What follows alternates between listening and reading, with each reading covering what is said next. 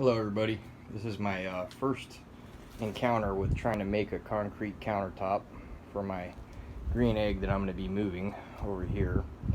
What I did was constructed a wood frame, and I used melamine, and I went and bought some rapid set, and I poured two things of concrete, foam insert there for the diameter of the green egg.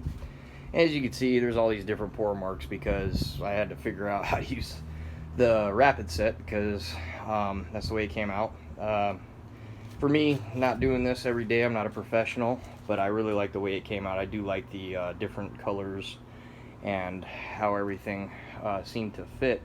What I'm doing here is I'm showing, I'm using some Seal Krete sealer, which is supposed to be, it was really super cheap at Home Depot, at the depot, and I went ahead and sealed it all, and right now I'm telling you, I'm already liking what I see. And I also found out by looking at other video reviews that you can use this stuff on wood. So all my panels that I'm going to make to decorate the sides of this thing are all going to be experimented with Seal Krete, so I can save a lot of money, because if you use spar urethane can get very expensive.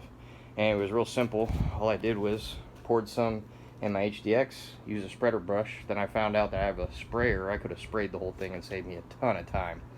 But anyways, I'll make future videos on this, and if anybody likes it, let me know. If not, I could always improve.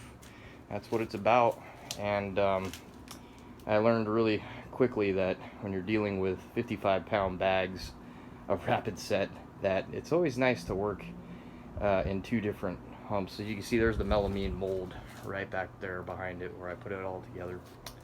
Anyways, Seal Krete so far is awesome.